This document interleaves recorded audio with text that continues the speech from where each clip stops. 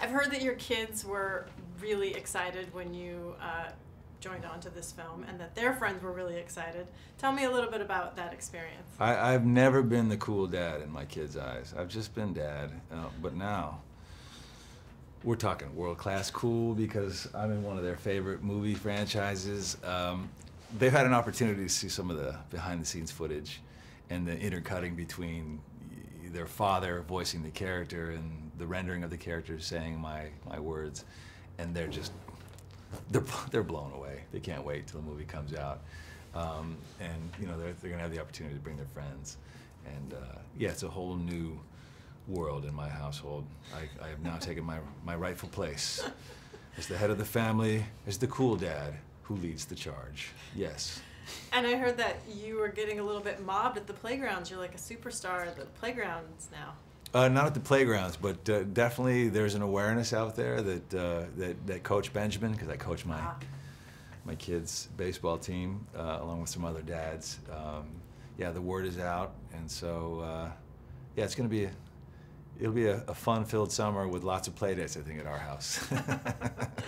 Like, come to my house. Come to my house, yeah. Eduardo.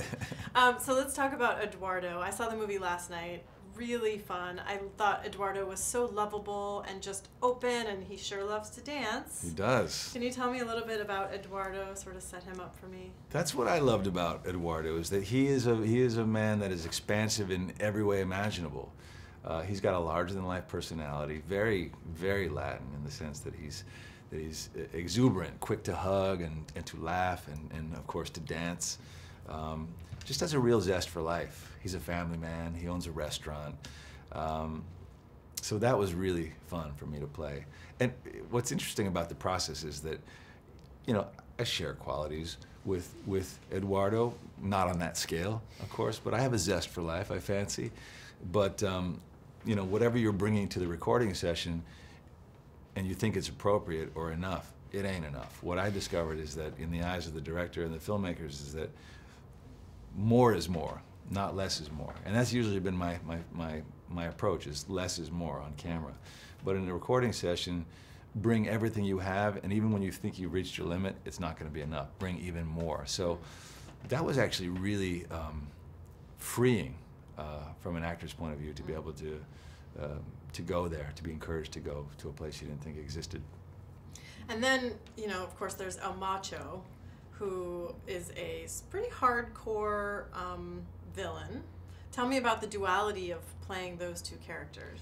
El Macho is such a bad dude that he was known and feared to be the most ruthless, dangerous villain alive some 20 years before the story begins. And he would pull off capers using his bare hands. You know, he would, to stop an armored car, for example, he'd punch the front of it and then rip it open. Yeah, uber macho. But it was also thought that he met his death, legend had it, by riding on the back of a shark with 250 pounds of dynamite strapped to his chest.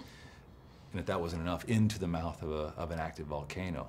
What we discover is that, in fact, he survived that debacle, and what a man to be able to survive something like that. So quite a lot to live up to and fun to play. And for you,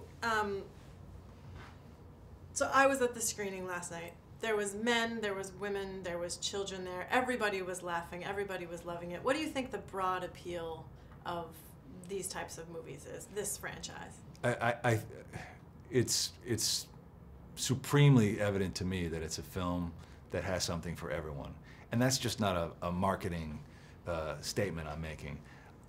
I didn't know anything about a sequel or that I'd ever had anything to do with a sequel. I loved the first film because it was a film that my wife and I would enjoy.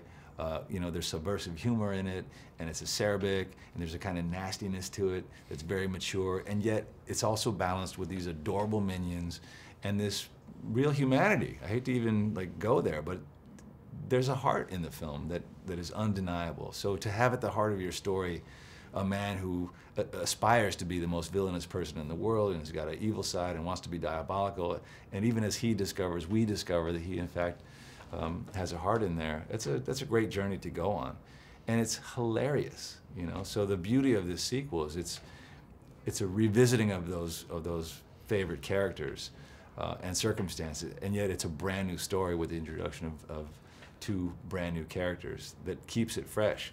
But that balance, you know, that alchemy that I'm talking about between the acerbic and the subversive humor and the tenderness is still right in place.